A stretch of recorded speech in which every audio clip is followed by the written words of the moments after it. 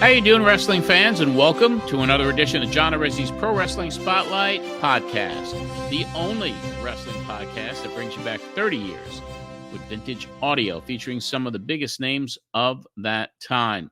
The Pro Wrestling Spotlight covered all the news stories and breaking developments that happened in real time, and now we get to relive those moments right here on this podcast. Today, we will review two shows for you. You get double dip, double the pleasure, double the fun. The Pro Wrestling Spotlight shows, or as they were called, the Pro Wrestling This Week shows, which aired on 1440 WNYG in Babylon, New York on August the 28th, 1993. I'm calling in from Los Angeles in that episode. And then we will be reviewing today, September 4th, 1993, direct from the WNYG studios in Babylon, New York. But before I get started, I want to mention patreon.com/John Arezzi. It is the place to go to get over 500 pieces of historic content, including the archives of Pro Wrestling Spotlight, from the very beginning right up through these programs, which are from 1993. So you get all of those. We have other levels for you to check out. Prices start at $5 a month. And then you can go up from there and get exclusive videos, photo sets, opportunities to appear on this podcast, and much more. Go to patreon.com/John Arezzi. So let's bring Marsh on, our fabulous producer and creative director, the man who has turned Medusa into a podcast icon. Yeah. Waiting for a placard. Placard. She called me today out of the blue, so it was good to hear her. She was kind of talking about her adventures, and she was in Canada, and now she's planning a trip down to Mexico down the road, talking about this upcoming CAC convention, which I won't be at, unfortunately. But it was good to hear from Medusa today. Yeah, it was really cool talking to her. I got to talk to her today too, and she's been doing really good and lining up the kind of guests that you wouldn't expect. Like the next one that she got lined up for us, I thought was pretty cool. Yeah, she's been bringing in a lot of good talent, a lot of people who I wouldn't necessarily think that we would get. I mean, I guess I'll say it here because why not? But we got Heidi Lee Morgan coming on next. No kidding. Legend. Yeah. Then reading up on her, apparently she's got a radio show or something. Like, I don't know. So I'm going to look up more into what she's up to because it sounds like she's what is she talking about? That's what I'm saying. I was like, wait a second. If she's out there leaking information, I want a part of that. So I'm going to look more into her. Morgan. I mean, you're going back. Yeah. Yeah. She was the last woman to be trained by Moolah. Wow. She was in the last camp. That's crazy. You got to get Lacey Evans on. She seems to be a free agent, so maybe that wouldn't be a bad place to start. Yeah. Medusa was saying how they've communicated since the release and all of that. And Yeah. I thought she had a lot of potential, Lacey. You know, she always had the talent. She could talk good promo. I think they just screwed up her character development by changing her so many different times. But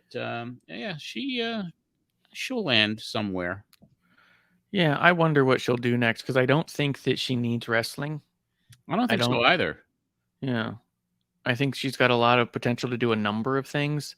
She has a great on-screen presence. She could even go on to host something and it would make sense. You know what I mean? Yeah. She's got that it factor, that indelible thing that, you know, she would be successful in entertainment, and whether it's a talk show or whatever she would want to do, I think she should do a podcast. Absolutely. I mean, she really is good at what she did in the ring. And I wasn't surprised when I found out that she got her release. So, yeah, I wonder more about it. I wonder if it was a mutual thing. I wonder if she asked for it. I wonder if they just told her they weren't going to resign. Because I could see all angles, to be honest. She didn't. All of it. You could see all of it with her because she was obviously misused. she was misused. She also, I mean, she did the best she could, but she didn't like overcome anything. She just kind of did the best she could with what she had. It wasn't like an LA Knight who goes out there with crap and then wins the crowd over. She never quite got to that part, but she was still so new. She was still so fresh. She didn't have 15 years experience before she got there. So I don't know. It's frustrating all around because, yeah, I agree that tons of potential. Yeah, I mean, because they just changed her 3, 4, 5 times, whatever. She always kept coming back with a different gimmick. Yeah, It's and they would crazy. tweak it in a way. There was like week to week, you're like, okay, so she's a good guy, and then I was like, wait, no, she's the Right. villain. Like, what? I wonder if they did it on purpose. Maybe she wasn't liked, in some of the higher circles up there for whatever reason, but they really messed with her. I wonder if it was actually if she's a victim of circumstance of creative minds butting heads. She should be doing this. No, she should be doing this. Hey, Lacey, go out there and do this. And then it was like, no, I'm telling you, she should be doing this. And it's just a constant. They're stretching her two different directions, and she's stuck in the middle. Like, can we just go with one direction? Yeah, Do it. yeah. I mean, yeah, exactly. But you don't do anybody any favors when you change their gimmicks like so often as they did with her. And anyway, I'm sure she'll land on her feet. She seems to be a smart girl. She's got a lot going on for her. So I'm Very a capable. fan. I'm a fan. So why don't we go back and talk about the shit that happened 30 years ago? I mean, there was a lot going on in my life in 1993 in August. That's for sure. There was a number of things that you and Donnie were fans of. I thought this was cool. So we're talking August 28th. This is the week after Dallas, but you're in LA. I'm in LA. Yeah, I had to get home from Dallas and jump right on a plane less than 48 hours later to LA for the week for all the AAA stuff. Man, you'd almost think it'd be worth it just to go from Dallas to LA because it's close. You would think. Would it have been cheaper? I don't know. I'm sure the air I mean, tickets were bought for me because of the promo. Who knows what was yeah. going on? I can't answer because I don't remember the minutia of little things like that. Yeah. So that's a little surprising. When did you go to San Diego? The San Diego show was actually the day after the Saturday AAA event. So it was the following day, which would have been August 29th, 93. Okay. And that was also a AAA show, right? Yes. Okay. Because you talk a little bit about that too. And I just wanted to preempt that because I was kind of curious myself. So this is you in LA. You guys are getting ready to do the show tonight. I'm just going to play the opening. We got Bruce opening up the show, brings on you and Donnie. You guys talk about what AAA is doing. And then I know that we've talked about it before. The free use of the word midget still kind of makes me chuckle because it's just crazy. No. But the conversation you guys have about the mini wrestlers, I thought was really cool and interesting. And it struck me to be true to this day, even like when I went to see AAA in Tempe, just was it 6 months ago, a year ago, whatever it was, they had some minis, and I remember thinking a very similar thing. And so it's cool to know that carried on. So let's go to the minis.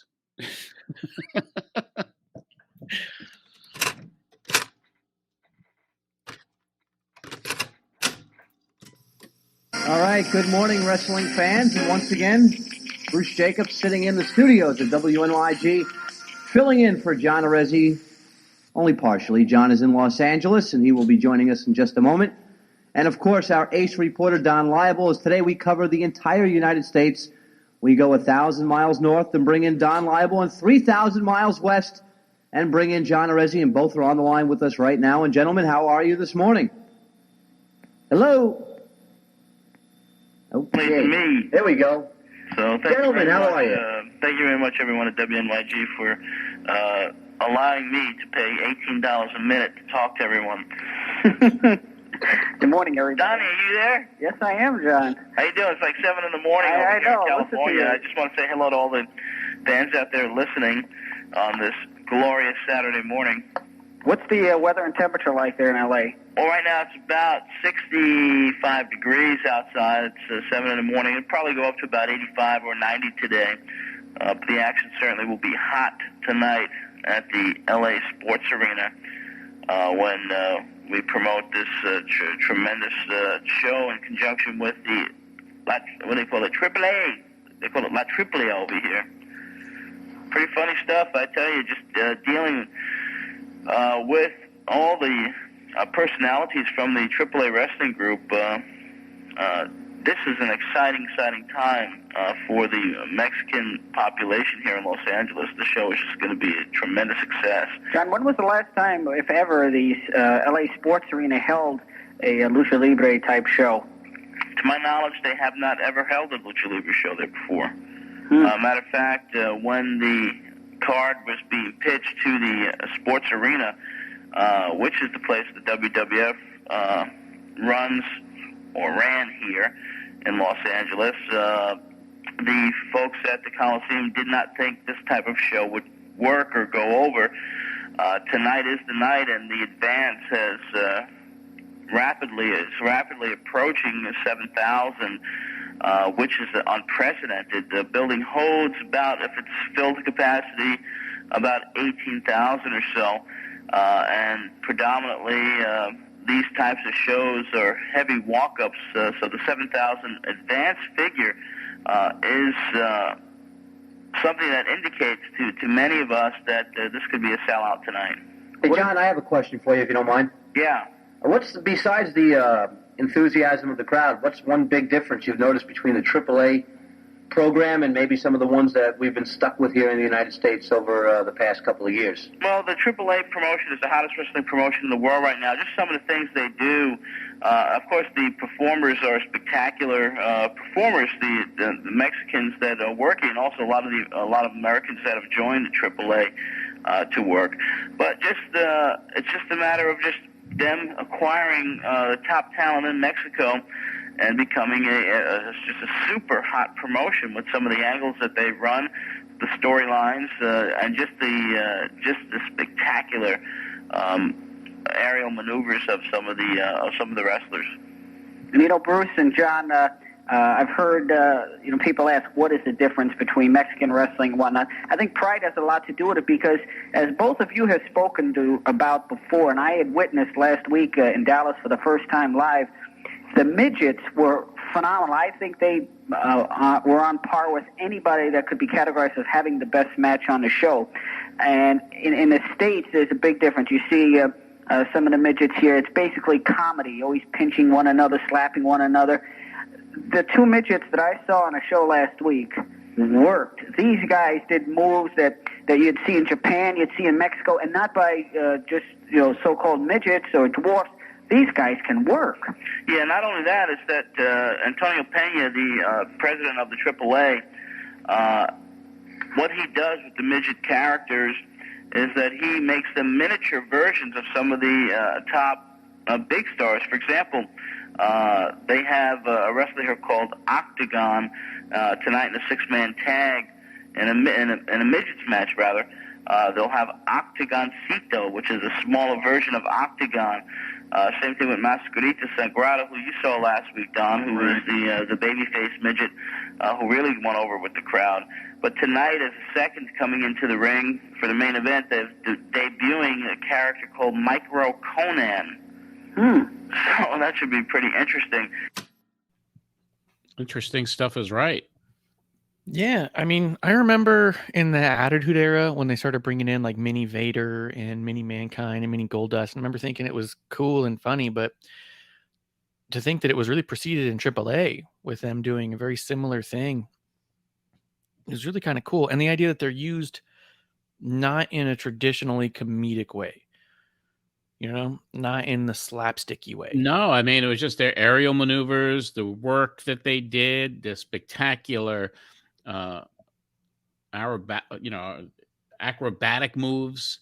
Mm-hmm. And one of the guys, Espectrito, I think both of those guys spent some time in the WWF. I wouldn't be surprised. I think all of the minis in the Attitude Era came from AAA. Yeah. Now, was the Vader mini that they had, I think that might have been Espectrito. Well, let me look up. Mini Vader. Because I do remember both of those guys, Espectrito and Mascarita Sagrada. El Torito. Maybe that was another name for him. I don't know. He was the little bull guy. I think he's still around. I don't know. Well, I know Espectrito and Mascarita are both passed away. Oh, No, I And don't that's think I've seen Petrito that. was murdered. Jesus. Yeah. Like, was he involved in some crazy stuff? Yeah, well, it was alleged prostitution. There was something going on. He got killed in a room with a hooker. Who knows if there was a drug deal going down? Who the heck knows? Conan Well, knows what went down, but I'm not really sure. I'm sure it's online. People could find it. yeah, I found it. He was like yeah, the one you said. Espectrito. Yep, that was him. I pulled up a different site, and that was what they listed him as. But he was Mini Vader. Yeah. Got it. Yeah, that's what I vaguely remember from back then. But yeah, I mean, those minis were just spectacular. And Yeah. for me, I was still learning AAA. I mean, I wasn't well versed with all the characters. I did become very familiar with them, especially after seeing a show for the first time, and that was what a first night that was, to be able to see these characters and the heat of the crowd and all of that. So it was a very, very exciting show for me. It was just off the chart. Did you get to see more of this show than you did the Dallas show? Because you mentioned later on that you wish you'd seen more of the Dallas show. Well, I saw the whole thing because I was in the booth. I was at the announcer's post with the very famous Arturo Rivera, who did play-by-play.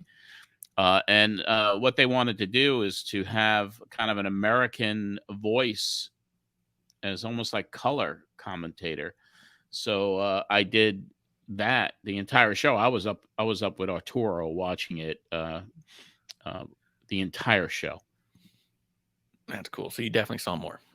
Yeah, they didn't use my voice at all because obviously that was a good idea. That probably went bad because obviously if you're televising any of it, you're not reaching the American audience. Mm. Yeah. I think they were hoping to get some type of TV deal in America, which didn't materialize until the pay-per-view with WCW. And what was Galavision? Because you guys have brought that up a couple times with AAA. Galavision. Yeah, that was the broadcast home for AAA. Yeah. And I think they had a piece of the promotion, if I'm not mistaken. Oh, that makes sense. So I think Donnie mentions at one point, when is this show going to end up on Galavision? And I think he even suggested in one that IWAS or Southeast Asia Tour could find a home there. But maybe that's just because of your relationship with AAA, right? Yeah. Could have been. Didn't happen. But he's trying to make those connections work. That's right. He always did. Always looking out for me. Yeah. Trying to nudge you in any direction. Hey, John, this could be good. I'm afraid to mention his name because maybe he'd call while we're taping this. Well, once something comes up that I'm really confused on, he'll definitely call. That was freaky last week. It was cool. Yeah. You guys talk about how you're on the radio shows doing stuff, how there was like features on news locally about AAA coming to town and how it's going to be there. And Donnie asked you if you think that the excitement for AAA would be sustained in LA, or if this was kind of like a hot pop kind of thing. Is it going to be big today but not tomorrow kind of a deal? Mm-hmm. And you had actually made mention that because of the ticket sales in San Diego being not as impressive so far as the LA ones, that you just had a feeling it was just hotter in LA. Yeah, it would always have a home. Yeah, and then you had more media outlets, and it hadn't been there before. And this was Conan's first match since he had to leave AAA in that Loser Must Retire in Mexico match. So there was a lot going on with it, and the build-up and the media that we did do that week before the show was pretty impressive. There was some really hardcore Jake the Snake angles with Conan. So that helped with ticket sales as well. Everything led up to it, and we had no clue. I mean, we knew the advance was cool, and we knew it was a walk-up. But no one could predict highways having to be shut down and people lining up at 10 in the morning for their tickets. It was incredible. a 10 a.m. lineup for a AAA show. I know that I've always heard lucha shows are traditionally walk-up crowds. I know in Tempe when I went, I was asking our friend of the show, Roy Lucifer. Yes. He asked me how it was. I told him I was down there. He's like, is it a big line? And I was like, the line to get the box office is massive. He goes, yeah, lucha's always a big walk-up, not a lot of pre-sales. To know that they had to cut down the highway, that they were there at 10 a.m. is insane. Knowing that you had a bigger sale in less sale in San Diego, was there like a false confidence in that, like, hey, walk-ups is just what it is? We're just going to sell it out either way? Well, I mean, the surprise for us was how early people lined up, and you don't know, and that built throughout the day. San Diego was a small advance, and we didn't know what was going to happen in San Diego the next day. But LA, by the time afternoon hit, we knew that this thing was selling out. Yeah. It's got to be frustrating to turn people away because it's money. Yeah, I mean, that's why one of the promoters that we worked with, Daryl, he was pissed because he said, you see all those people? Those are all going to be, that's all lost money.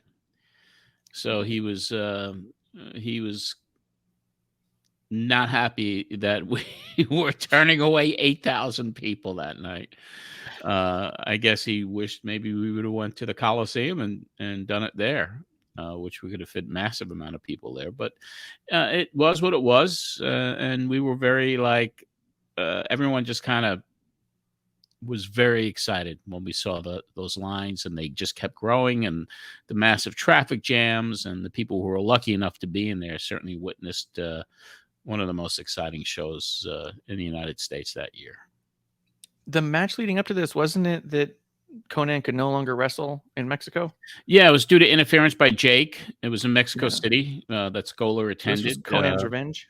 This was his way to get revenge because he couldn't wrestle in Mexico while this was going on. So he had to go to the United States and take the feud there. I wonder how many people drove up from Mexico to see it. Good question. Well, obviously it was 95% Mexicans in the building. Yeah, but it's LA. They have a pretty high LA, and they had too. TV there, and the massive advertising that was done, and the angles that were on the news. There was enough interest there to make sure that this thing was going to be jam packed, and it certainly was. Very wild, one of the wildest crowds. Heat generated by the crowd. It was just it was an unbelievable experience just to be in the building that night. Gotta be. The one I went to was maybe 50% capacity, maybe, and the energy there was insane. Yeah. So, yeah, and San Diego's the same, big crowd. Yeah, that's crazy, dude. And what a pep up after your Dallas show. This is the clip we have here is Bruce talking to you, asking you specifically how did it go in Dallas. Man, highs and lows, right? Exactly. Roller coaster, and it was extreme opposites. Okay, fellas, so what else is going on in the wrestling business? How was the show last week in Dallas? Well, it was a huge disappointment. The city of Dallas, Texas, is just been, I don't know what you could call it, oversaturated, overexposed. People expect to get in for free down in Dallas, Texas. We were at the Sportatorium on Friday night, and there were about 2,000 people in the building, but when it came down to tickets sold, actually paid admissions, it was like, what was it, Don, 64 or something? Yeah, I don't think it hit 100. In fact, I took a picture of the building right before the matches started, and it was pretty empty. Yeah, and, well, of course, at our show at the Fair Park Coliseum last Saturday, there were about 150 people there, I would guess. And there were just major problems, even just getting the wrestlers paid last Saturday. And it was a real ugly scene in Dallas, Texas. The promoter at one time, Saturday afternoon, it was Saturday night, rather, before the show, had canceled the show. She just canceled it while the people were there, sitting there. She didn't want to just fulfill her end of the contract. There was an ugly scene that occurred. Kevin Sullivan intervened and talked some sense into the woman, pretty much, and the show did go on, and the people who were there enjoyed it. There was Sensational Sherry there against Sullivan, not against Sensational Sherry there, rather, in the corner of Conan, as Conan fought Kevin Sullivan. Bob Orton, once again, just outshining a lot of performers who are working in the major promotions today by working 3 times. So Bob certainly impressing everyone. And some local talent was used, and also Louis Spicoli came in from California, and he had a working match with Conan, who worked twice at his own request. So it was a disappointment. And as far as going back into Dallas, Texas, the fans there are just accustomed to getting their free tickets, and I don't think they're going to pay for anything in Dallas right now. I just don't know what the remedy would be for a promotion to get started there. You know, John, do you see a place for Bob Orton on a AAA card in the near future? I think. I think he's possibly. a heck of a worker. I think possibly. Orton is certainly a great worker. For example, well, we get someone of the same caliber, brawling style, coming in tomorrow in the San Diego show that we're doing tomorrow night at the San Diego Sports Arena. Terry Funk will be there. And what will happen tomorrow night, we'll bring Terry into the picture here, so to speak, and he will be wrestling on our return show that we're going to do in November here. Yeah. 64 was about the head count? Yeah. Not good. I think we did 200, around 200 at the end of the night. But correction from last week, because when he called surprisingly, and we started talking a little bit, and he mentioned that the show was at the Sportatorium, that jarred me because I was like, I don't remember it being the Sportatorium. I remember going to the Sportatorium the night before. So when in that clip, I mentioned the Fair Park Coliseum in Dallas, and that's where that show was held. It was at kind of like a fairgrounds venue. So that's where the show was held. So I know it was like, you're not going to have a promotion putting a rival promotion or potential rival promotion in the same building the next night. Yeah, so Donnie, for as much as he knows his shit, I'm glad that was corrected. Yeah, he was probably caught up in the excitement of having spent the time in the Sportatorium. It's all one memory now. Oh, yeah. Yeah, well, it's 30 years ago, then. Yeah. Kevin Sullivan, you guys talked about Kevin Sullivan intervening there, which was really cool. He had to. I mean, it was the woman, Dee, she canceled the show, and it was like, holy shit, everyone got their deposits, but this is going to look bad for everybody. And I couldn't really get through to her. And I was getting angry, obviously, because I had a locker room full of performers that I got to pay. And we went up, and I never forget, we went up into this empty venue, and we sat in a couple seats in a desolate section. And he said, this is not going to, you have to fulfill this agreement. And Kevin was really just kind of direct and straight that, you look bad for the rest of your life, and all the bad press that will happen from this, and wrestlers talk, and you don't want this negative publicity. Was the fairgrounds far away from like the heart of Dallas? Because I know out here fairgrounds is far away. I don't even remember, Marsh. And the other thing is, like, when she left and came back, I mean, because this show had to be delayed almost an hour before its scheduled start time.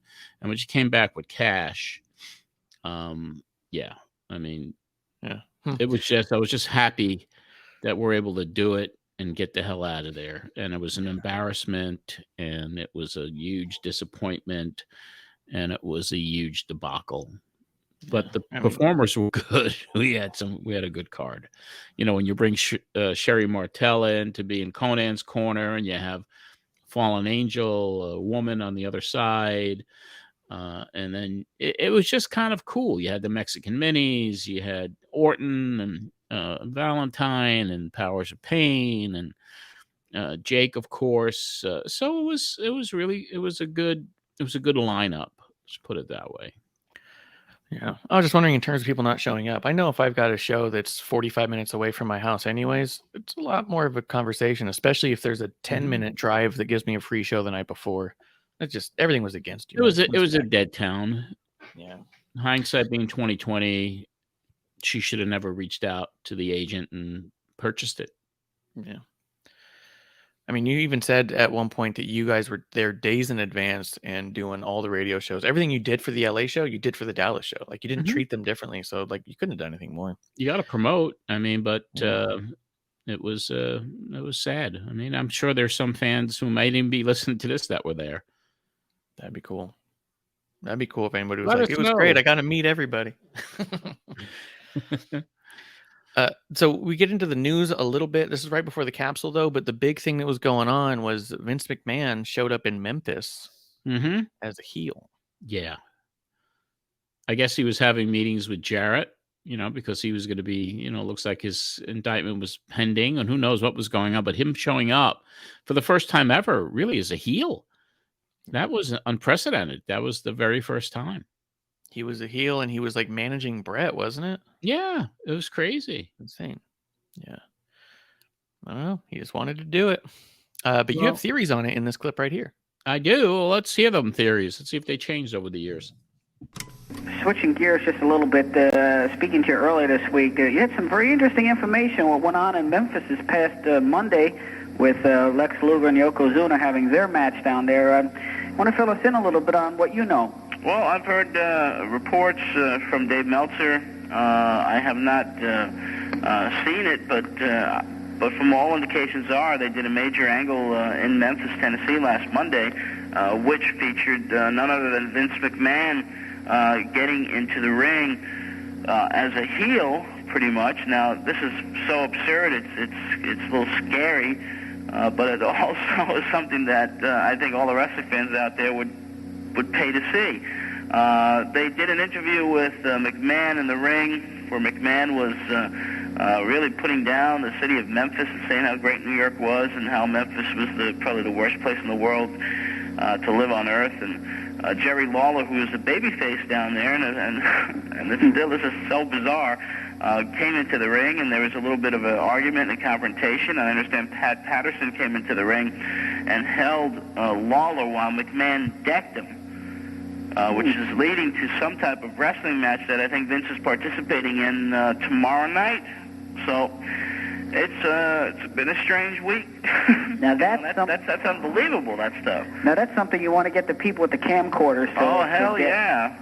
I'd certainly like to get a copy of it. And, like I said, I would pay to see that on pay-per-view.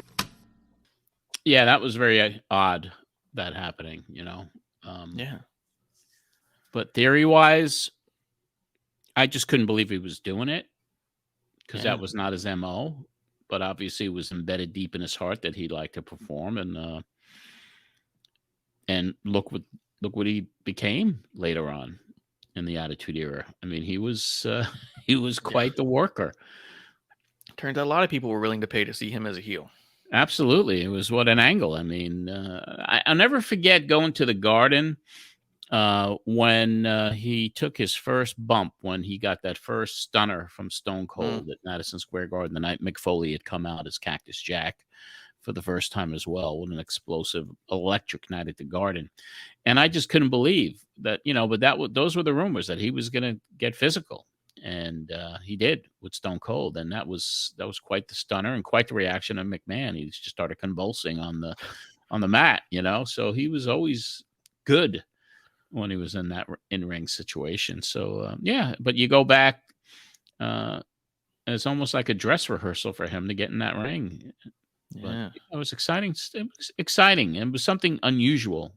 So that's why I think it was so widely talked about back then. Yeah, I mean, and it was one of those things where because there's no internet, it was still years before a lot of WWE fans, the non-smart fans, had any idea. They would have no clue. Casual fans would have no clue that had even ever happened. I mean, I told you I was a casual fan at the time and just not a smart fan as a kid. I didn't have access to that stuff. I didn't realize he was the owner for years. Yeah. He was just the commentator, and then he was the interviewer, and it was years before they ever mentioned it. I remember thinking when Bret Hart cut that promo on him, where he's like, you screwed me over. I was like, what does he have to do with this? I was just a dumb kid. I was like, this is weird. So yeah, really neat. He's doing that in Memphis. Probably because he could get away with it. Yeah. At least.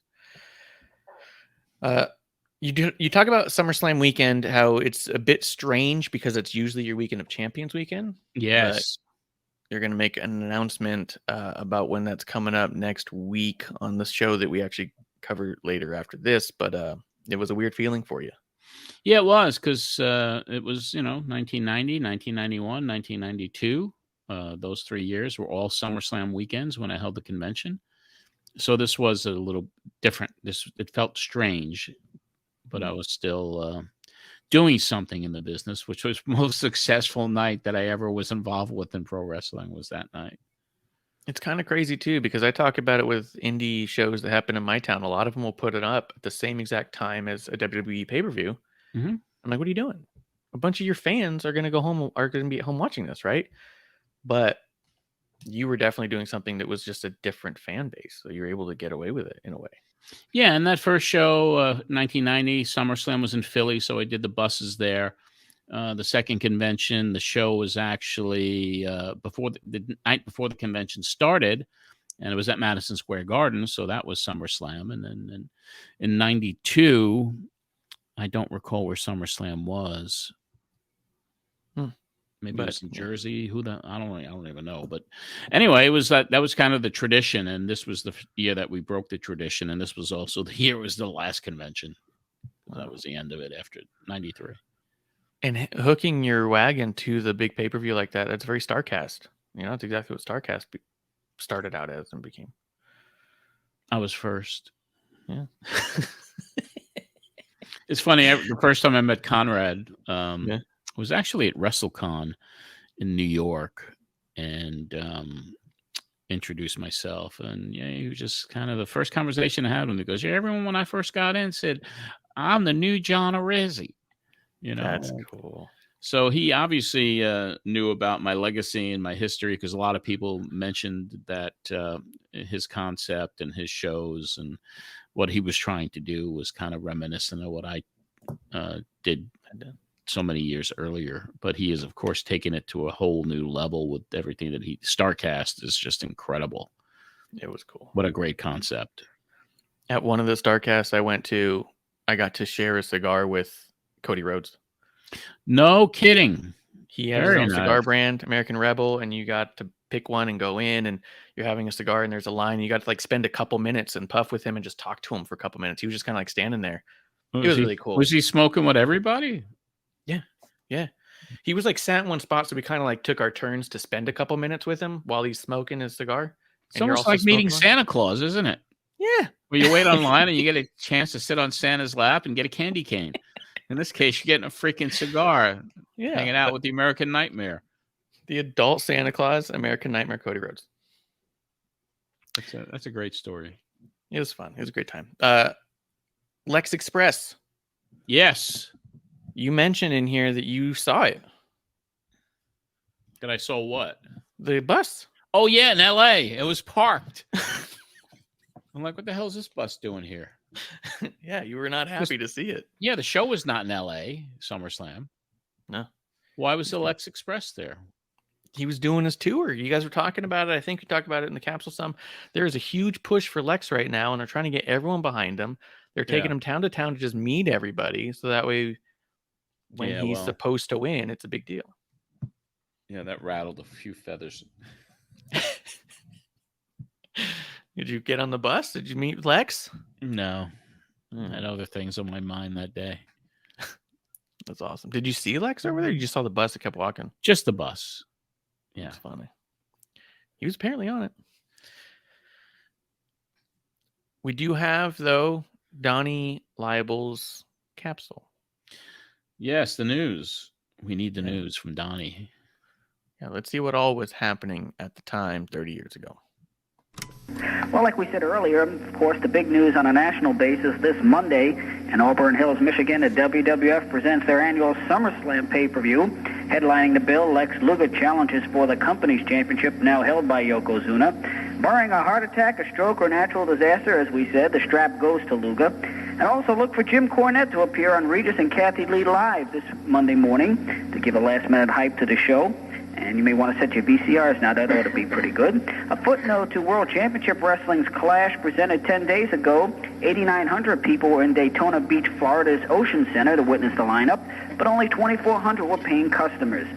And looking ahead to the September 19th War Games pay-per-view, the event will take place in Houston's Astro Arena, which is adjacent to the larger Astrodome, similar to Madison Square Garden and the Paramount arrangement. And WCW has their next overseas tour scheduled. It will begin in the last week of October, with shows planned for England and Germany. On tonight's WCW Saturday night show, you'll see the tag match in which Brian Pillman injures his ankle as he and partner Steve Austin worked with Mark Starr and Frankie Lancaster. In other wrestling news, September 14th in Las Vegas's Aladdin Hotel, a TV taping is scheduled for a promotion using such names as Barry Orton, Papa Shango, and Lanny Poffo, who will be doubling as the booker. Word has it that this unnamed group will tape every 3 weeks in the Aladdin, which will be directed and produced by Mike Shields, formerly with the American Wrestling Association. September 3rd in Tokyo's Budokan Hall, Ted DiBiase returns to All Japan Wrestling after several years' absence. Ted will be teaming with his longtime pal, Stan Hansen. And on this Monday, Start of War, that's Wrestle and Romance Tour in Japan, Mil Mascaras makes his return to Japanese rings, also in tag form. Mil will be partnering with Ultimo Dragon in a match opposite Jushin Liger and El Samurai. And this Tuesday in Grand Rapids, Michigan, and on Wednesday in Saginaw, the WWF will be holding their TV tapes, while on Wednesday, WCW cameras will be rolling in Dothan, Alabama. And finally, to the scrapbook files we go. This week in pro wrestling 17 years ago, it was in 1976 that Andre the Giant defeated George the Animal Steele in Detroit. And this had to be a first in 1963, 30 years ago on this date in Houston, Texas. Check it out. Lou Albano was brought in from New York as the special guest referee for the Texas heavyweight title match between Danny McShane and Torbellino Blanco. For Pro Wrestling This Week, I'm Don Laible reporting. Capsule time, 10:25. That's Eastern time, John. Yes, it is. And, of course, another very professional job, Don. And I just want to appreciate and I want to thank you for filling in for me last Saturday night.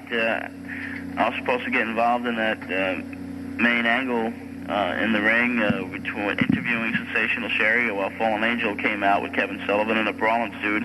Of course, I was fighting with the promoters to get our payment, and Don, you filled in, and you did a great job. I had a lot of fun, and I want to tell the listeners, and Bruce, you had to be there to really appreciate this, but basically, as John said, the show was off.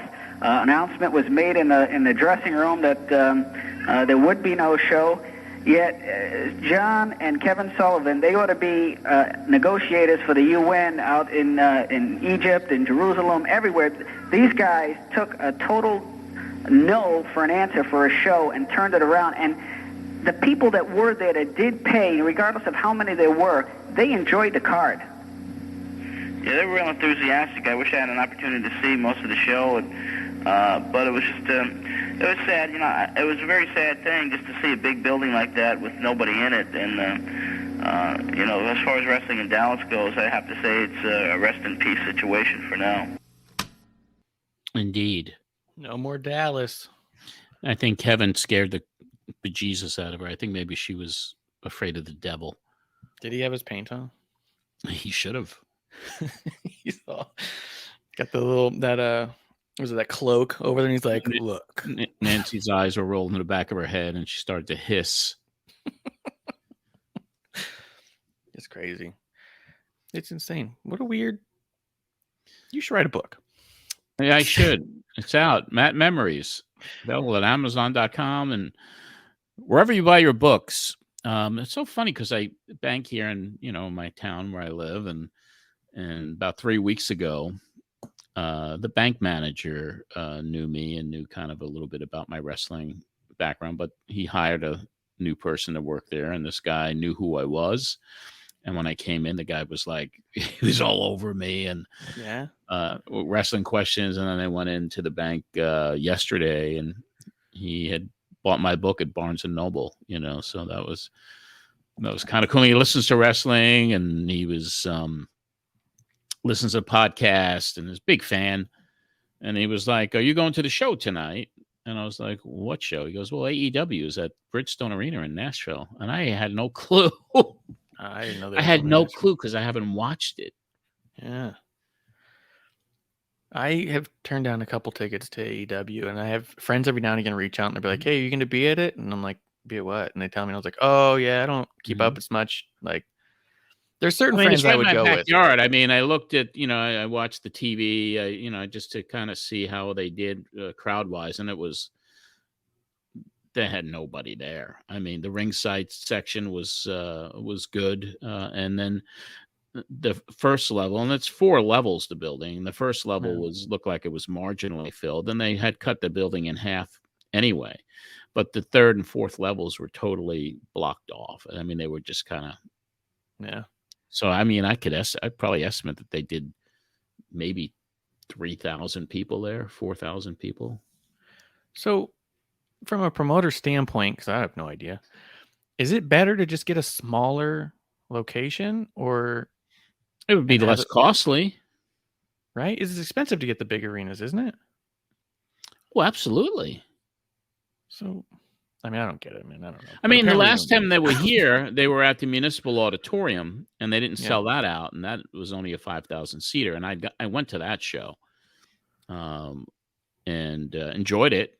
But this time, I mean, them making that ambitious effort to go to the Bridgestone Arena here, which is the main venue in town, that might have been a misstep. But it looks good on TV, obviously, and the guy's a billionaire. Yeah. And he does get paid a pretty hefty rights fee for those shows that go on TBS and TNT. So I'm sure he wasn't crying. No, I don't think it hurt him. I don't know what would make you scale up if you didn't fill the last one, apart from just the idea of, like you said, maybe it just looks a little different on TV, or because he doesn't really lose money on it anyways. It's kind of interesting too, because nowadays you really get to see that the TV rights deals are so much more important than gates, and it used to never be that way, And it also indicates that the stranglehold that McMahon and the WWE had on venues a while back for many years doesn't apply anymore. Well, good. Free enterprise. Yeah. Well, back to 30 years ago. I don't mean to sidetrack digress. too much. Yeah. I don't want people getting mad at me thinking I'm just... No, you're baiting me. Baiting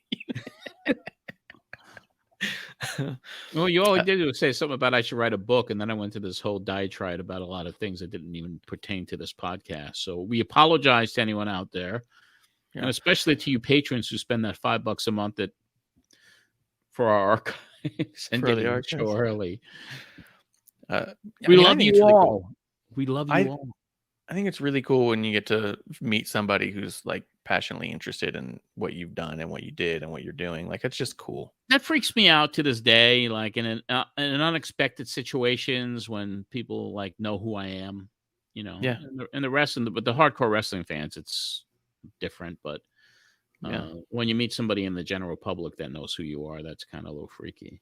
It's a little weird. It's only happened to me a couple of times from some of the podcasting stuff, and it's always a little bit weird. And I try to make it as nice as possible. Why not? Right? I'm not famous. I'm not being bombarded. I can give someone a few minutes. So, absolutely, that's what we are. Those are the types of men we are. We're friendly guys.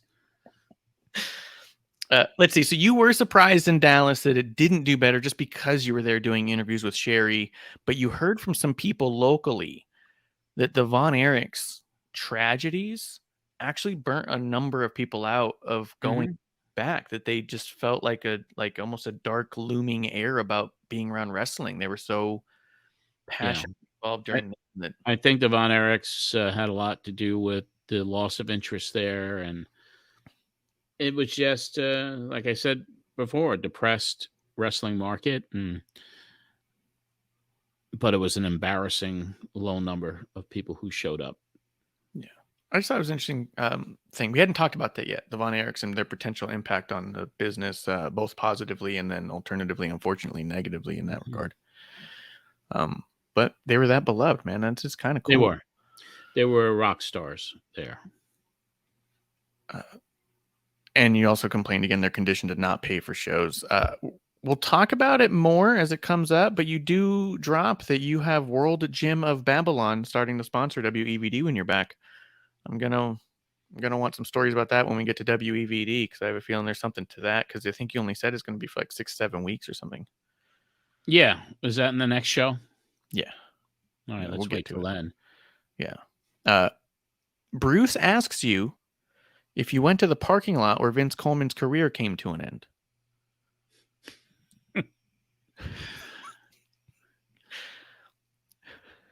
You said I you don't did even not know go. what that means. I know that Vince Coleman got into a lot of trouble with the Mets back then, and so I don't know what he was referring to unless it was one of Coleman's antics. I think he threw firecrackers at reporters once and sprayed bleach on them or something. It's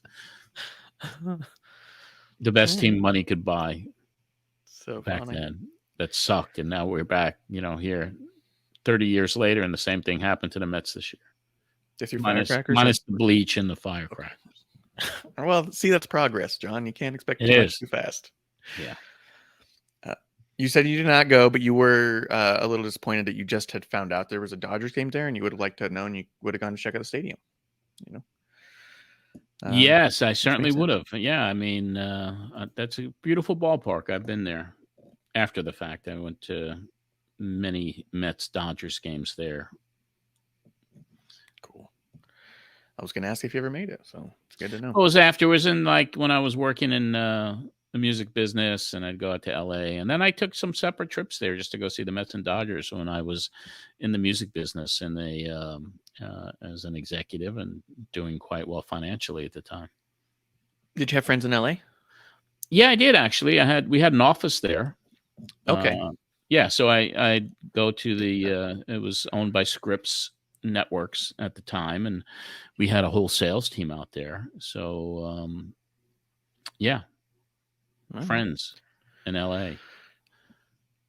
And music business people I knew there too, because I traveled a lot there for the music business.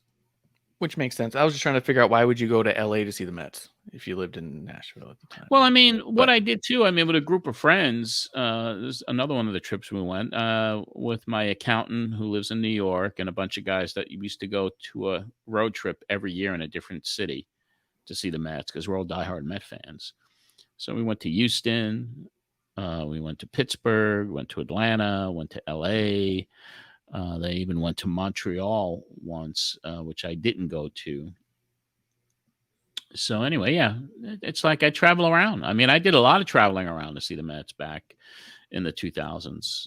Take my nephew, like, hey, listen, where we're going. We're going to Arizona. We're going to Arizona. Yeah, we're going to go see the All-Star game there. Would you like to come? Yeah. Oh, yeah. So we went to several All-Star games too. That's cool.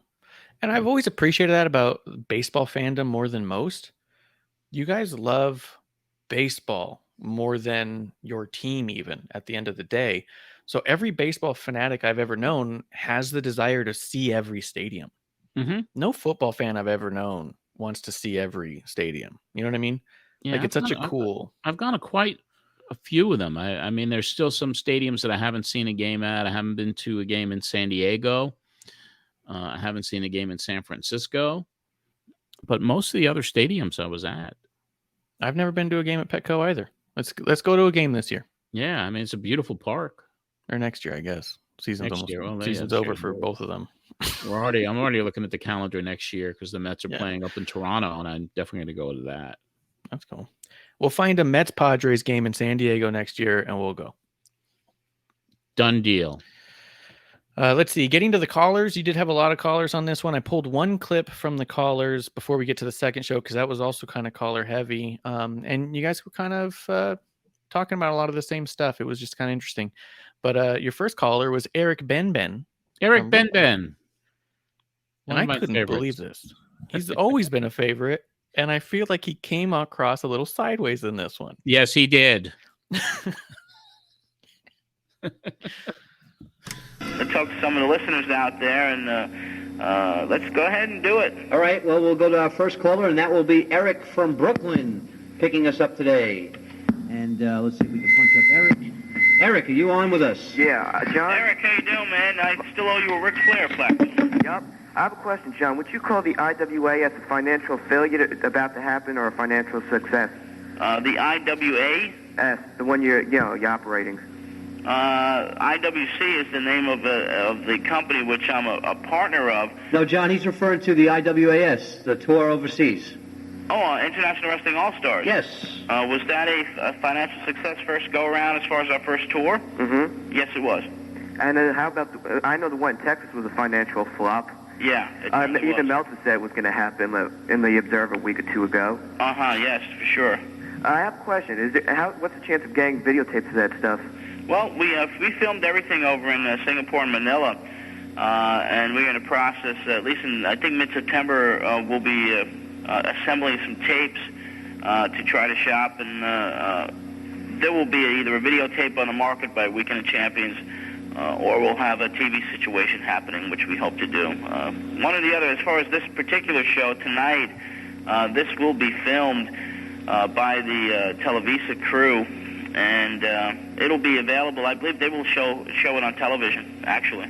And also, a while back I saw a tape of Masquerita Sagrada. It was from a World Wrestling Council tape, right? Yeah. It was a tag team match, right?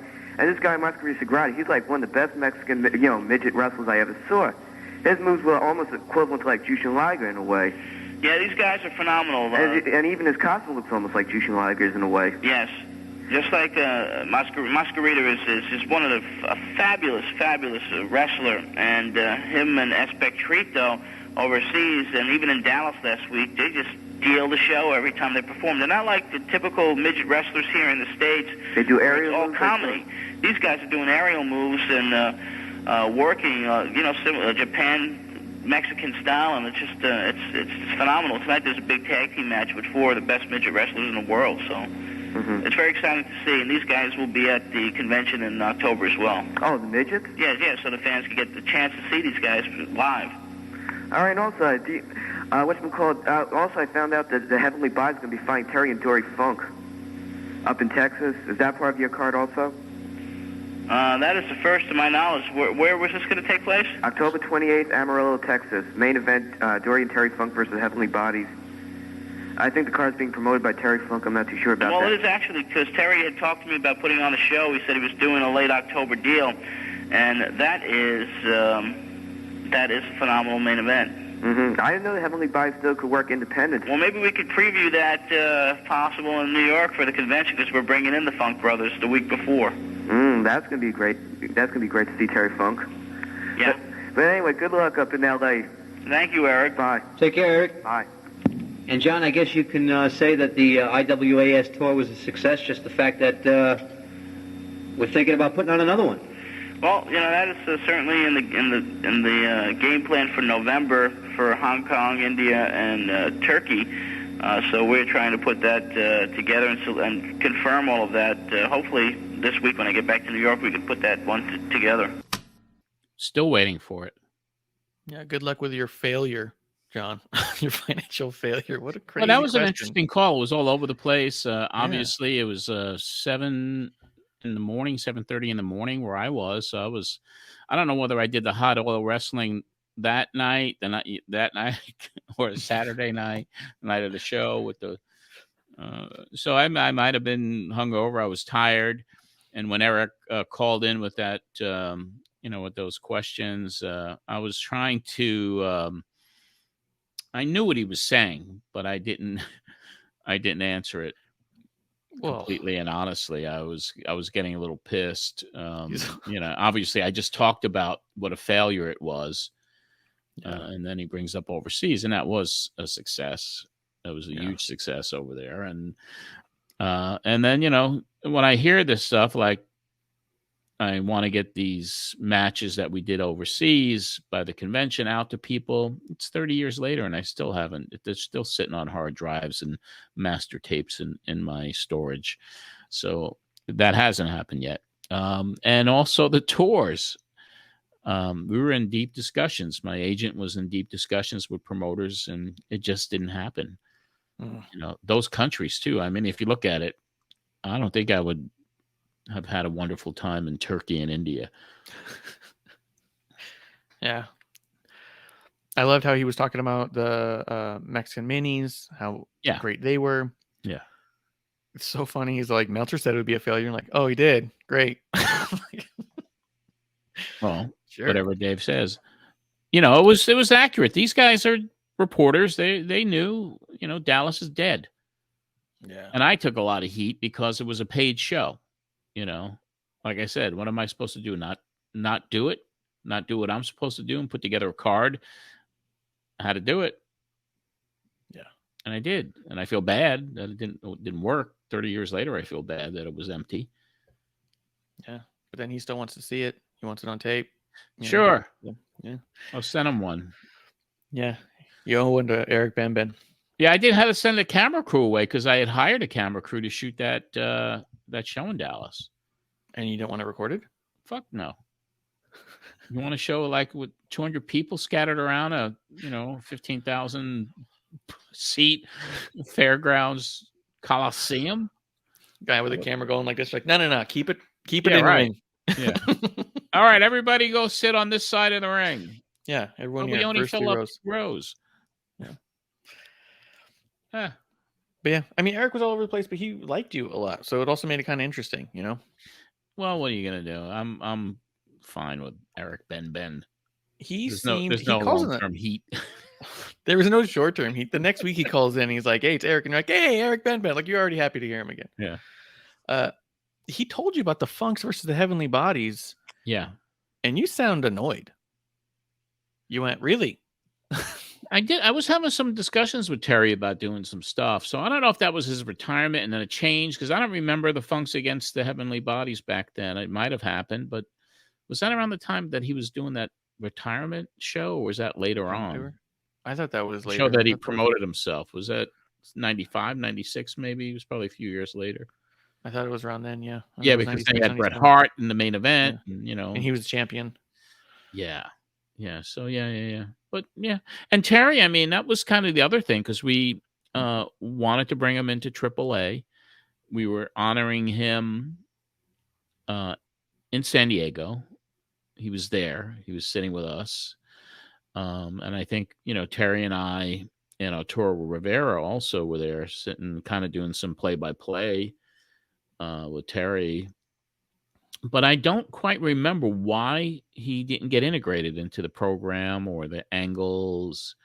Because I never was involved in any of those negotiations either, like directly negotiating with performers for AAA. That was all Scholar and Pena.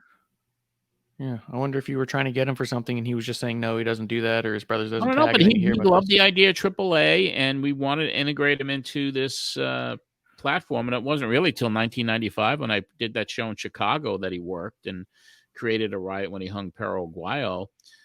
So he did eventually work with AAA, but a couple of shots one shot that I did. But I don't understand. I don't know. I still don't know the reason. Maybe that was probably a Ron Scholar question. Why didn't Terry do something? Because that would have been a great follow-up to after the Jake stuff, or to integrate him into that scenario. That's an unanswered mystery that hopefully they will get to the bottom of. And plus your tone, you just sound like you're kind of going, "Oh, that's not what." You know what I mean? Like the way you were talking about it, I was like, John's annoyed. He was told something by Terry, and that's completely. Yeah, I don't absolutely remember that. Yeah. I mean, I know there was something. There were discussions about something. Yeah. So I don't know. I wonder. I mean, you had them for the convention, right? You had both brothers. I didn't. Dory backed out, so just Terry was there.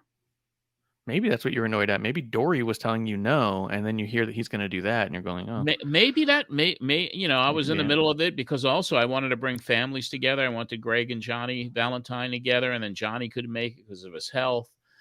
So kind of the concept that I had of wrestling's greatest families never happened.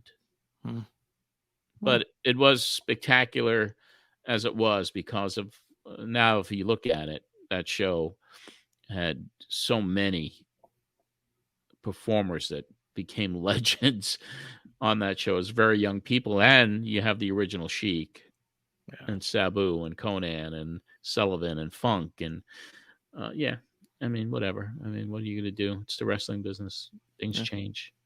The best plans that you make. What is that phrase? Something about the best laid plans. Something about how they're terrible. I don't know. Or I'm not they good don't with happen, colloquialisms. or whatever. You try. Whatever. Let's see. I'm going to run through some of these callers so we can get to the next show. Yay. Because you had Tim from Ocean. He asked if Vince is playing the heel because of the lawsuit. And you were like, what? Why would you want to play a heel for a lawsuit? He wants to come off nice. But also, you said that you believed Vince has just always wanted to get in the ring. That was your understanding. Vince always wanted to be a wrestler. And this was... He did, because his father wouldn't let him. How did you know that back then? Because it was always, the boys always talked about it. Vince Jr., which everybody called him Junior back then, and he hated it. I mean, after his dad died, he refused to be called that. Yeah. But he wanted, and he had a great physique, worked out. He wanted to be a wrestler. And you think Vince was just open to telling people that? Or do you think they just figured it out? I don't know, man. All I know is that was the scuttlebutt with everybody. Was that he wanted to be a wrestler. He wanted to be in the ring. He wanted to be one of the boys. Yeah. Well, and then he does it. So. Well, then he does it, after his father dies and he takes over, then obviously he had bigger fish to fry, and then he could fulfill any fantasy he ever wanted, whether it was in the ring or outside the ring, with Trish Stratus and, all the other things that he did, the Kiss My Ass Club. I mean, he lived his fantasies out in his business. That's something. How many people can say that, right? Yeah, that's something to think about when people, Let's see. Someone asked you or Bruce Jacobs asked you what you had learned about being on the promoter side of stuff, and you really just said that it was just strange to be reporting on it now. Sometimes it just feels weird that you're reporting on it. It was very much so. Did you feel like you were too inside to be reporting? I was feeling a bit hypocritical. Oh, gotcha. Because you had people that you shouldn't have been working with. Well, I mean, just the fact that I had reported on the inside of the business as a journalist, and I was so instrumental in so many of the scandals and the coverage, and all of a sudden, and the steroid stuff, and all of a sudden, I'm promoting, and I'm promoting dudes that use steroids. Yeah. And other drugs right in front of you. Like, it's tough. And other drugs right in front of me, right? Yeah. So it was, hypocritical. As well as other weird things right in front of you, but we won't go into that. Stories in your book.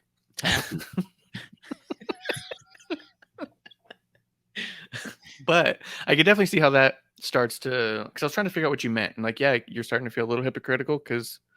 Yeah, I was just getting I was really, and that's eventually why I left the business. I really didn't like the person I was becoming. I really didn't. I didn't like being on the other side like that. Convention promoting is one thing.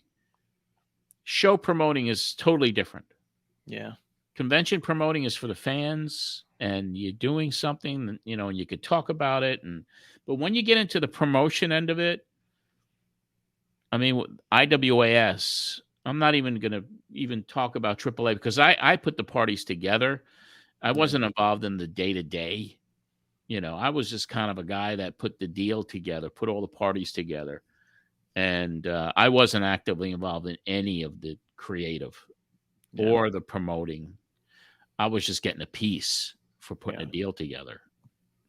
Yeah.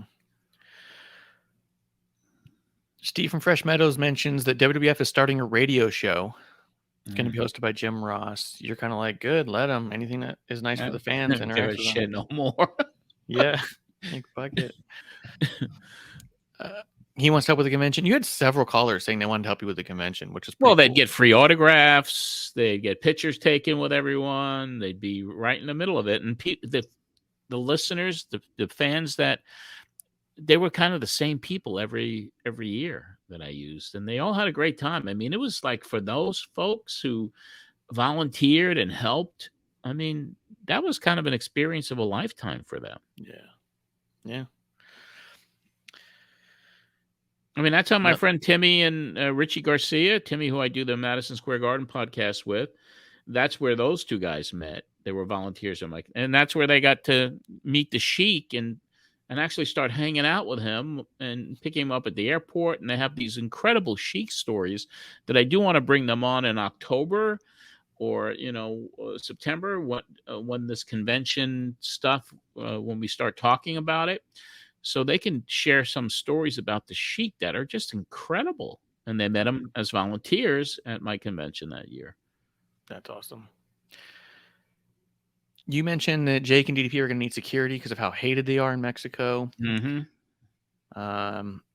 Paul Lee is in town for Def Jam. Yes. Paulie conveniently was in town, and I'm trying to rack my brain because I was so busy that night anyway. I think he was backstage. You said your hunch was he was going to show up at the show. Yeah, and I believe he did. And you think he just hung out backstage? I think he wanted to talk to Scholar. He was there. But he didn't come out. He wasn't part of the show. No. Okay, It was strictly a... Yeah, you speculated he's going to be scouting talent and stuff. Yeah. Well, that's probably the main reason he went on my tour to Southeast Asia. Yeah. You do tell somebody the IWAS is going to have a show October 22nd, I believe. Yeah, that was the part of the convention weekend. Yeah. And I was looking for a venue. I wanted Farmingdale. That wasn't going to work out. I was trying to find a venue, and I was just like, when we get to it, it's just going to be in the freaking ballroom. Yeah. Someone asked about Hulk Hogan. You said he's had his last match with WWF, that he wrapped it up in Europe, that he's got a couple NJPW spots, but he's not really booked right now. You think he's going to go back to wrestling? You think that it's possible he opens his own promotion, but there's just a lot of question marks around him. Mm-hmm. You didn't sound like you had any idea what he was actually going to do. No. Kind of neat. Yeah, and then Bob calls in about the WWF radio show again, and he just said good luck to him. They're trying to grab some insider stations or something, like they're trying to take over some of those waves. So, whatever. But that brings us to the next week, 243. You guys are back in town. Mm-hmm. Back from LA. Yep. This tape started and ended a little weird. Yeah, this was actually a little nutty. It was just like there were different shows on different sides of the tapes, and on one side was Bruce Jacobs' air checks, and I mean, so it was just kind of like nothing was getting. At this point, I think you were just throwing up your hands and saying, "Who gives a crap?" I mean, so yeah, there was definitely, when I was uploading it, it was like, and I turn the tape over, and then I'm doing the next show. It's like, well, there's a piece of the earlier show on this tape. It was crazy. Trying to just piece it together for you to kind of systematically put it together for the show, because it wasn't cohesive. No, and there was I noticed at the end of the tape, it ran out, and then you start talking again. So it was like the middle of an older episode or something. No, it was actually the following week or the week previously. It was something that, something was erased over. Something was amiss, technically. So this one started where you and Donnie were already talking, and you guys keep referring to this thing in the end with the NWA, but you never say what it is because you guys opened the show with it. There was some sort of convention. And the opening of the show's cut off, right? There's no straight open, and that was Bruce not recording it. I don't even know if Bruce was there that week. You kept referring to it as the situation in Vegas. And I was like, what the fuck is happening in Vegas? So something was in Vegas that involved the NWA. Wasn't there a convention or something? Didn't the board of directors get together at that time? Or maybe that was a year later? I don't know. You mentioned a convention, but I couldn't tell if it was fans or not. You mentioned that Flair was going to be, that this was a good time to promote it because Flair was the world champion, but I couldn't tell if that meant Flair was going to be there. It was a little confusing to figure out what was happening out there. I guess you got to go and read the Observer back issues or something to find out, because I certainly don't have a clue. I just thought it was so funny. I thought after one of these ads, you're definitely going to say, this is what's going on in Vegas. You just didn't. So sorry, guys. Yeah, so ladies. I don't know what's going on out there, but had to do with the NWA. But we do have Donnie's capsule for this one, which I wanted to see what was happening this week too, because he did end it with something that I thought was pretty cool, or maybe he started with it. I forget. So we'll hit the news first off here, and good morning, everybody. And believe it or not, loser and still WWF champion Yokozuna. Now, last Monday's SummerSlam main event in Auburn Hills, Michigan, featuring the Federation's newest golden boy, Lex Luger, and a title match with Yokozuna concluded after 19 minutes with a finish that surprised most everyone. Yokozuna was counted out of the ring after being hit with a Luger elbow, and in a confusing celebration after the match concluded, several babyface wrestlers entered the ring and paraded Luger around the mat on their shoulders as if he won the strap, and no championships changed owners on the pay-per-view. The National Wrestling Alliance convention is taking place in Las Vegas, Nevada as we speak. The hot topic among members will be who will be recognized as their world champion. Apparently, World Championship Wrestling will drop using the name NWA Championship in favor of calling the holder of that belt simply World Champion. Mean Gene Okerlund, the anchor of the WWF broadcasting team for nearly a decade, has taken a cue perhaps from Jim Ross. Now he has switched employers, going to World Championship Wrestling. Okerlund is expected to begin his announcing duties in Atlanta this month in front of the cameras, handling the event centers and magazine segments on television while spearheading WCW's 900 line. In other news from around the circuits, published reports have independent promoter Rob Russin tentatively securing the services of Jim Hellwig, formerly known as the Ultimate Warrior, for 12 shows in November in South Africa for a reported $175,000. Last seen in the WWF as Skinner, Steve Kern was said to have been offered a one-year, 100-date booking guarantee by WCW. The Dog Catchers are the latest to lay claim to the USWA tag belts. And on this month's New Japan tour, Hulk Hogan returns to the ring. On the 23rd in Osaka, he and the Great Muta will work as a team opposite the Hellraisers, that being Hawk and Power Warrior. While on the 26th, now Hogan in singles action opposes Muta, who will use his legal name of Kijimoto in that contest. And finally, to the scrapbook files we go. This week in wrestling history, 16 years ago, that was in 1977, in Pittsburgh in the Northeast, Peter Maivia defeated Stan Stasiak. Pat O'Connor won a battle royal in St. Louis, and a twosome of Andre the Giant and Jackie Fargo came out on top in Birmingham, Alabama over the Sheik and Abdullah the Butcher. For Pro Wrestling This Week, I'm Don Laible reporting. Capsule time, 10:10. So you guys were shocked that Luger did not win. The whole other episode, It was like, barring natural disaster or an act from God, Donnie said Lex is winning this title. Yep. Yeah, that was a big shocker. And the fact that there was that celebration and the baby faces were parading him around, it was, I don't know what happened. I don't know if McMahon had a change of heart.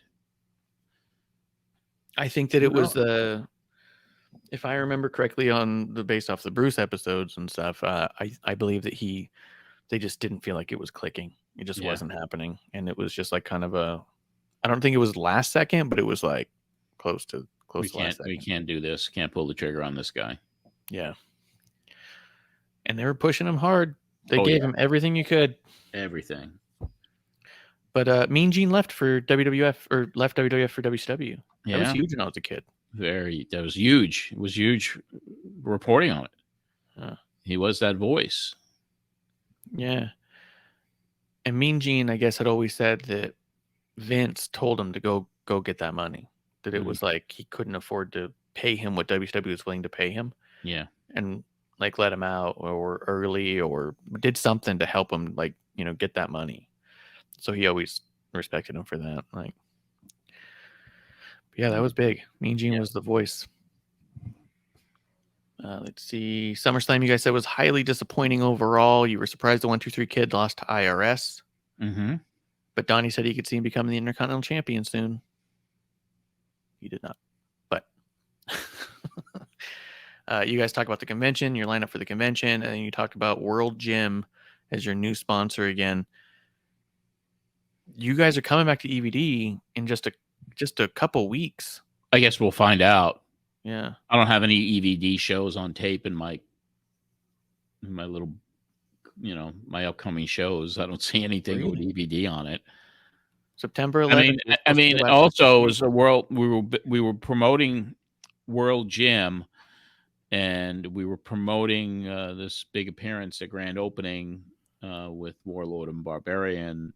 So I think it was a local buy that they were trying to get the other World Gyms. There was something that didn't happen And I don't know what the turnout. I don't think that the turnout for the Powers of Pain and at the personal appearance that we'll go over in the next episode or in 2 weeks, because next week we're promoting it with Warlord and Barbarian in the studio at WNYG. And that's a whole nother crazy show that we're going to be doing. Yeah. Yeah. You say next Saturday you're coming back for 6 to 7 weeks, half-hour shows. To promote the convention primarily. Yeah. Yep. Was World Gym going to be sponsoring the convention too? No, just advertising. But the advertising gets us on the air so I could promote the convention. Yeah. Huh. All right. Yeah, it was really a scary time. Yeah. You know, because I have a convention, I'm committing to it. I got all these expenses, bringing guys in. The EVD cost factor was, strangling without sponsors to pick the load up. Then, you can't rely on WNYG signal to bring people in. So then, you're buying advertising on mainstream radio for the convention, WFAN with Mike and the Mad Dog, which was a big show, and Howard Stern. Mm-hmm. So those live reads were costly. They were like $1,500 a pop. And yeah, so I mean, it's like, what do? You spend the money on EVD, which probably, hindsight being 2020, would have probably been the way to go. And it was just it was very chaotic for me these final months. Very, very freaking chaotic. I mean, it's rushing back to me now, and I'm gonna need a Excedrin migraine when we're done today. Yeah, some comfort food. Well, they do have the Chinese food truck outside today where I live, so I may go down there and grab a little lo mein after we're done. Does your spot have a food truck out front a lot? They do it here once a month. That's cool. I just love Nashville, man. The best chicken and waffles I ever had. Yeah, the best hot chicken, man. Hattie B. That's what it was. I had Nashville hot chicken and waffles. It had George Dickel maple syrup. I want to say it was a restaurant at the bottom of a hotel. I think it was called the Omni. Yeah, the Omni. Yeah. It was called. Was it Kitchen Notes? That was the restaurant in the hotel. I think so. Yeah. Yeah, they have great hot chicken and waffles there. Yeah. We didn't even stay there. We just Googled hot chicken and waffles, and that came up. We're going. So, Hattie B's is the place here, though. Hattie B's. Is it? So just the best fried chicken, man. Hot Nashville fried chicken. That's our plug. You do get to the callers. Let's start with a classic. Brian from Long Beach. Hey, so what we're going to do now is open up the phone line, 661-1440. Let's get your opinions on SummerSlam this week, or what's happening right now with the NWA in Las Vegas and the convention. Any questions you have about anything coming up with professional wrestling, now's the time to call, 661-1440. 661-1440 is the number to call right here. And I tell you, it's been a real interesting week for me where I've been gone actually for the last couple of weeks. As you know, I did the show last week from California, 2 weeks ago from Texas, which was a nightmare. That show didn't do very well. Less than 200 people for that one, but you got to take the good with the bad.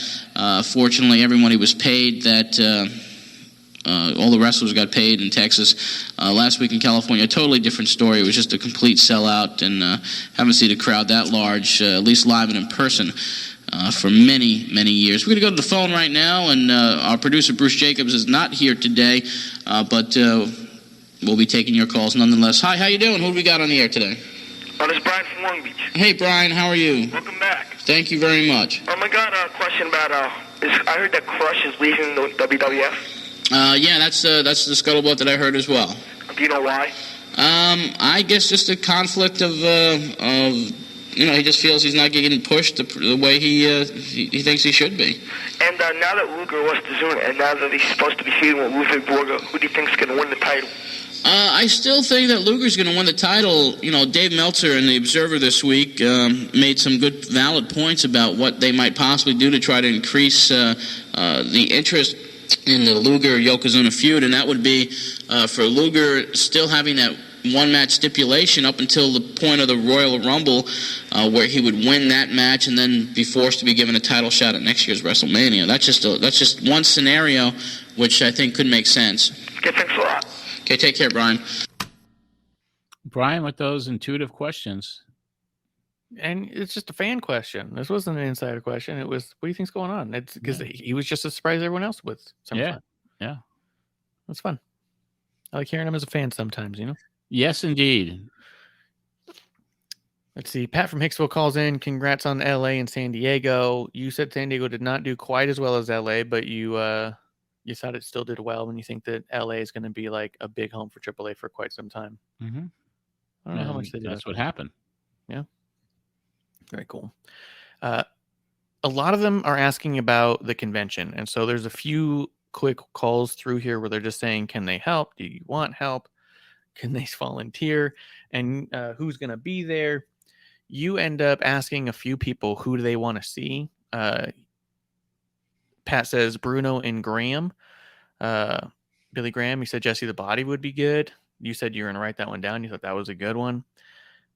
Jim from Uniondale says he wants to see Anthony Michaels, that he's doing great stuff in Smoky Mountain Wrestling, and he thinks it's going to be a big deal and what really wants to see him. Anthony Michaels became Snot Dudley, and he's going to be... So I was like, that's cool. I wonder if... maybe that was a relative, or maybe it was him. Maybe. Or... maybe he was doing good over there, and Paul Heyman took note and took him over, and maybe that's just how that went. Maybe. Eric Ben calls back saying SummerSlam card was horrible. He thought IRS versus the Kid was a good match, but who's getting pushed here? Because I wonder if he called Vince McMahon and asked if it was a financial fiasco. SummerSlam was. Was the SummerSlam a financial failure? Yes. He said Lawler versus Brett was best on the card. But you said you hadn't seen most of it. You didn't get to see it, and so you even tell him to send you a tape. Like, send me a tape of it. You know, anybody wants to send me a tape, I want to see it. Mickey B comes in and gives us a little rundown of what's going on tonight on Bebops. Does his Mickey B thing. In and out, too. Hey, Johnny, it's good to see you. Yeah, Mickey was in and out. That was him. I love it. Steve says Sweet Stan would be good. He asked about John Clark's newsletter stopping pretty abruptly. Yeah. Talks about WWF Talk Show picking up 5 stations. James says Jerry Jarrett. James did an interview with Jerry Jarrett and said that Jerry confirmed he'd never talked to WCW. And James also was in Europe trying to find the WWF album and couldn't find it. And you asked him where he was, and he was in England and Italy, and said he found some WWF magazines in Italy. And you were asking about what kind of wrestling merch was out there, and it was just like these couple of magazines. There wasn't a lot. But we do have the last 2 clips are some callers with a little bit different information. It was a lot about the convention on this one. The convention's coming up, and your fans were excited. Yeah. That was kind of the theme here. So, but this is Rob from Medford. 40. Hi, you're next. Hi, John. This is Rob from Medford. How you doing? I just wanted to know, have you seen any results of the house that have been going on? Because I've been to the last 2 at the Coliseum and the Garden. They've been really good shows for the WWF. Yeah, they've been good gates. A lot of people showing up at both Coliseum and Madison Square Garden. Yeah. Because when I went to the Garden, it was sold out. There wasn't really an empty seat to be had. Where was this? Very, very good show at the last Garden show. No, there was about 16,000 there, from what I understand. It was one of the best houses they've had there in quite some time. Yeah, because it was the cage match with Hitman and Yokozuna and proved to be a good match. Yeah, well, that's it shows that the New York fans really want to come out and support wrestling, and it's good to see that the WWF is drawing steady crowds at the Coliseum, and then the Garden crowds are picking up. That's the way it should be. And who is well done in the WWF? Do you know who they are? Oh, those the new tag team, right? Yeah, is that Don't know too much about them. Those aren't the guys from Memphis, Steve Darlem Rex King, are they? I don't even know. I'll tell you the truth. If somebody out there knows, please give us a call here. But I certainly don't. I haven't. I've heard about them. I haven't really seen them. And what's the deal? Why do they consistently dump on Bret Hart? Why don't they just give this man the title because he can carry the banner for the WWF? I really don't know. He had a real good shot last year when he was champion, and I guess at that time attendance was dropping. Because in my mind, I don't think Luger can do it. He really can't wrestle. You know what I think is happening right now? I think because of the success of Monday Night Raw, I think there's a lot of people that are now watching TV and that haven't watched a year ago, that are being attracted to wrestling again because of that hot program. And maybe they should give Hart another shot with some of the new people that are starting to tune into the. And I think the best thing that happened to the WWF was getting the 1-2-3 kid, because he put a lot of action into the WWF. Definitely. And like you said before, a caller said, he does make a lot of the wrestlers look really bad when he's in there with them. Yeah, he's a great talent, and just had the opportunity to see him on the independent circuit for a few years. And this guy is he's something to see. Yes, he is. He's one of the best. And your Weekend of Champions show, is it a chance you could get Cactus Jack to be there? I already talked to Cactus about that, and he is in the main event against Van Vader for Halloween Havoc that weekend. Any chance he might win the title? I don't think so. No. You never know. I don't know. It could happen. But I think Vader is just such a strong heel champion right now that it's going to take somebody like a Ric Flair, perhaps, to get the title from him. And are the Road Warriors back for sure now, or is that just a one-time thing? No, Animal can't work until February. He's on a Lloyd's of London insurance policy, which gives him about $20,000 a month. So he's not going to be getting into the ring till that expires in February. And just talking to insiders on that whole deal with the Road Warriors coming together, they were not actually very happy about it. There's a lot of personal animosity between them right now. And one more question: who's the Shockmaster?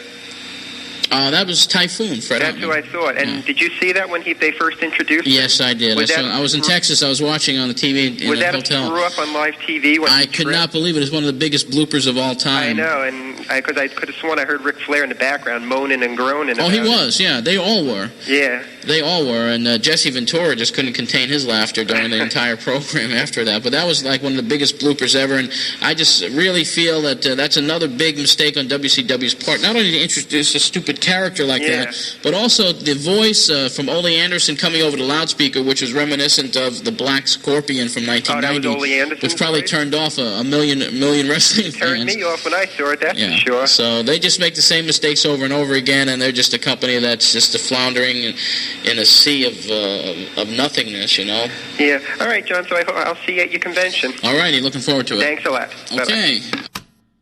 Floundering in a sea of nothingness. Oh, yeah. Biggest blooper of all time. It's kind of fun when you're able to watch something and already know what's going on. Like when I think about, just different moments that we've seen and been like, oh, this is iconic and it will be iconic forever. And then there's also the reverse where you go, this is an iconic blooper. This is high level failure. Yeah. Just like the IWAS in Texas. High level failure. High level failure. You can't fail like that easy. No. It's just kind of neat to think about, because I didn't know about Shockmaster until years later, obviously, and I just was one of those things where you go like, man, I wonder at the time if people thought it was as big a problem as it was, or it just kind of.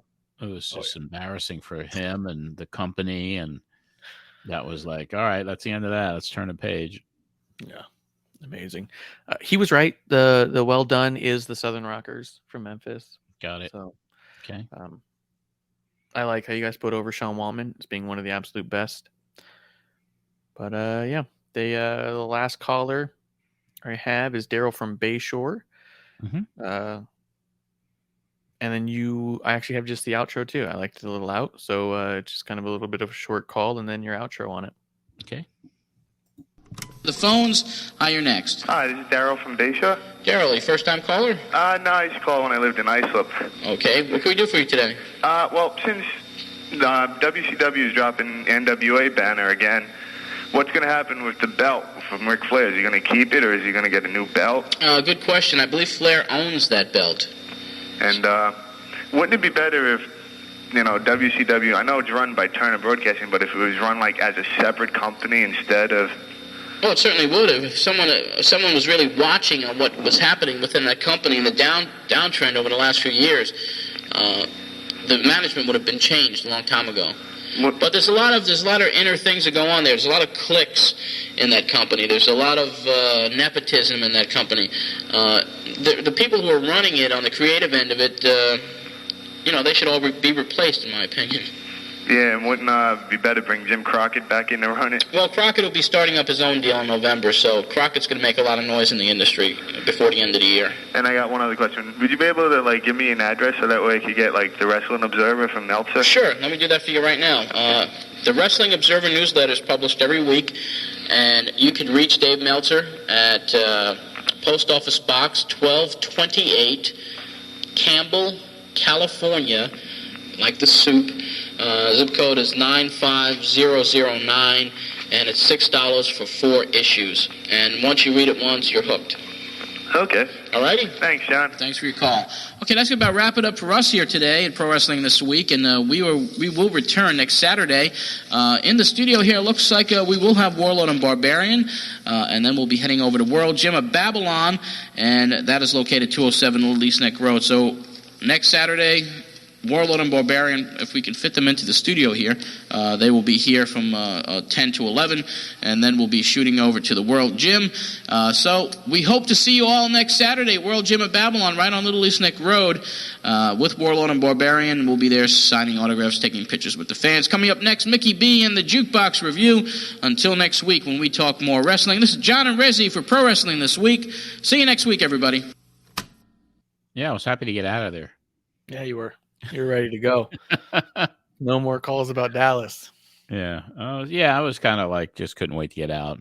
But I tell you, for people who listen to this show and watch it on our YouTube channel, the next week is really interesting with Warlord and Barbarian in the studio. I mean, it's going to make people laugh big time. Good. That's good. I'm excited to hear it. I feel like I don't hear about them as much as you think you would. And I know that almost every convention I've been to, I'm at before I realize they're there. Yeah. You go, oh, there they are. Yeah, but it'll be fun to listen to it, especially because I'm just trying to get responses out of them, and I was just cracking up the whole show next week when we review that because I just didn't know what to do because I mean and the fans were asking some questions and. They definitely were funny. Let's put it that way. It's going to be a funny one. It's going to be good. It's going to be good. This was cool because it was just interesting, just such a moment in time. Yeah. Between Southeast Asia, Dallas, LA, San Diego. Boom, roller boom, coaster, man. Roller coaster. Incredible ups and downs, highs and lows, uncertainty about the future. I mean, it was just all of the swirling. And it really is fascinating to listen, as we go over the years and we come to this and then before you know it, I quit and then I come back 8 months later. So it's going to be a fun journey to get all of this done. And then we'll do the rewind and start it again when I was John Anthony for Pro Wrestling Spotlight. Yeah, it'll be cool to go back and do that. I'm curious. I'm really excited about their upcoming shows to see what you mentioned on Pro Wrestling This Week about the WEVD shows that we don't have on tape. I'm curious to see what you mentioned. Yeah, I mean, it just kind of got, I just can't understand why, 3 weeks are missing and then another 2 weeks are missing. And then I go back on for a couple shows in November, and then I quit on the air. So, yeah, I mean, I'm kind of fascinated because I haven't heard this stuff in so long. But my regret is where are these missing shows during a chaotic time? It'd be really nice during to hear. promoting convention. I'm promoting convention. And it's where are the shows? I wonder if they were just that bland that you just didn't care. Look, I'm going on there. I'm telling you. I don't know. I mean, that's a mystery. I have no clue because I searched high and low for these because I kept these tapes in chronological order, boxes of them, which are in back of me. And all numbered in sequential order.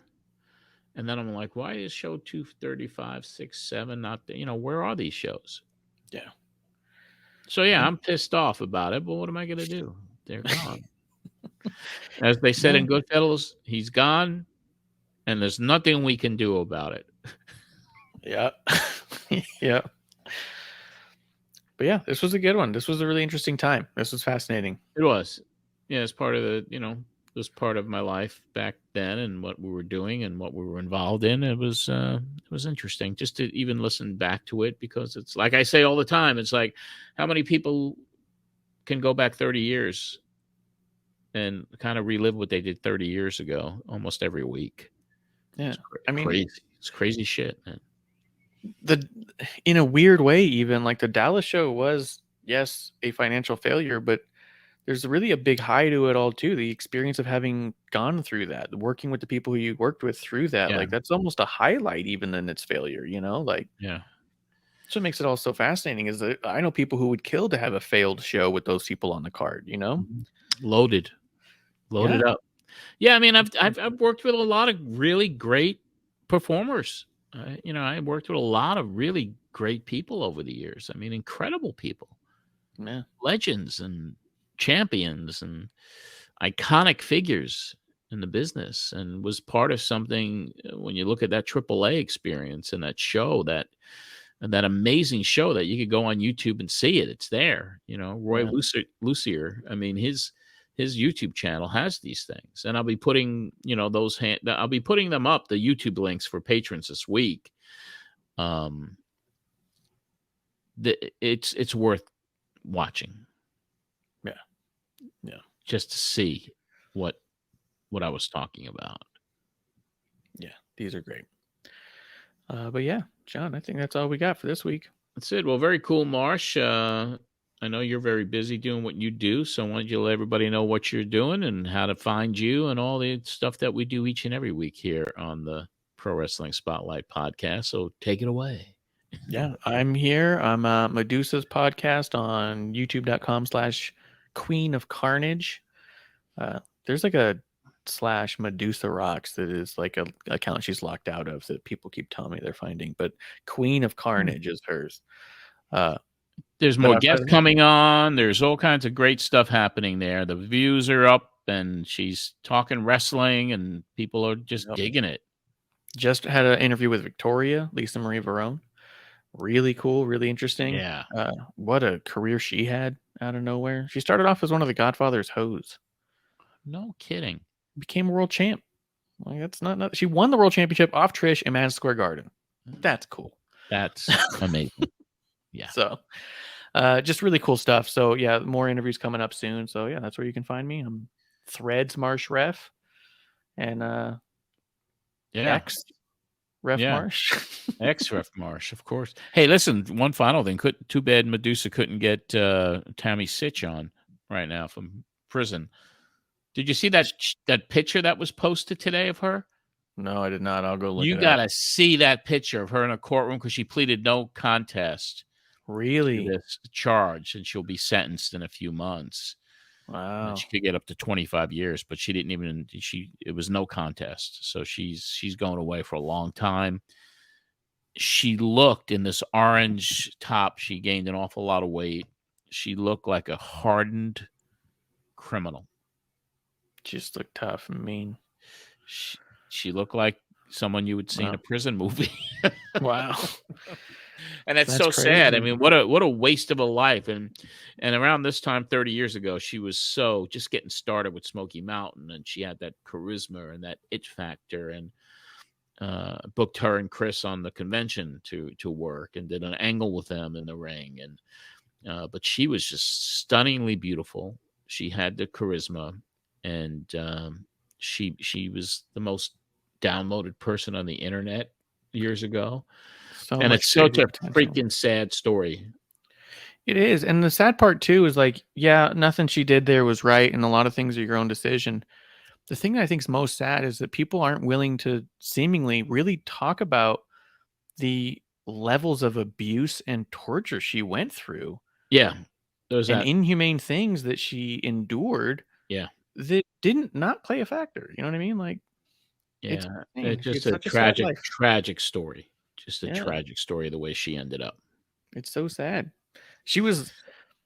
I had such a crush on her as a kid. Oh, I did too. When I was a man. I was 30, whatever I was back then. And I mean, she used to come to the earlier conventions just to take pictures.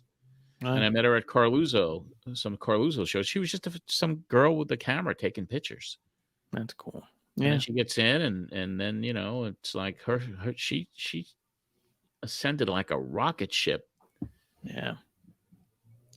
It's just crazy. It's crazy and it's sad because it's the real ugly side of the business. It is. That's one that you can, I think, definitively say the business chewed her up and spit her out. Absolutely. They ruined her. So, yeah. So now she, you know, everyone makes their own choices, so she's not innocent. But it was something that the business was way too much for her. It was too hard on her for sure. All right, my friend. I'll go check that out. Let me wrap this up. It's good to see you as always. That'll wrap up this edition of John Arezzi's Pro Wrestling Spotlight. Join our private group, facebook.com/Pro Wrestling Spotlight podcast and radio show. Our public page to share wrestling history with you on Facebook is John Arezzi's Matt Memories. There's a private group there as well. Please subscribe to our YouTube channel. That is youtube.com/Pro Wrestling Spotlight. And don't forget to follow me on Twitter at John Arezzi, Instagram at John Arezzi as well.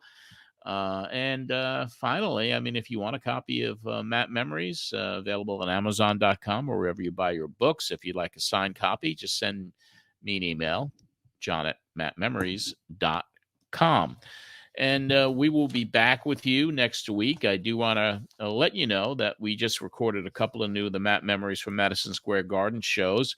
One is covering the August 27th, 1973 show, which will be released momentarily for patrons and then to everybody else right around that 50th anniversary date.